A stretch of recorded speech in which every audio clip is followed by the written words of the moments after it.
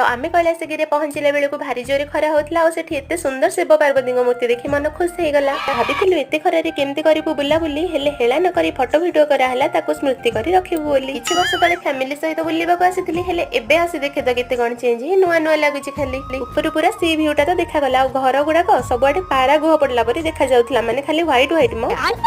एते दिन पर जाईची माने से खरा हो पछे सब जगह रे फोटो वीडियो करिया मु जमा भी मिस करबिनी। तापर हमें टिके कोल्ड ड्रिंक्स पीलु और खाली ट्रेन टाको देखि कैलासगिरी को बाय बाय कहि फेरिलु। बाटरे भारी ट्रैफिक जाम थिला एते खरा रे भी समुद्र आडो ठंडा पवन आसला। समुद्र कूल रे नडिया बगीचा छाई रही मु चलिली टिके समुद्र पानी रे पाद धोई सी बीच रो मजा नै चलिलु टिके सबमरीन देखिया पई। तापर पइड पानी पिया हला और बाटरे जहा जहा पड़ला से सब को देखा गला और बाटरे एमती किछि किछि जिंस भी देखिले से सब कोन बोली भी मु जान नथि।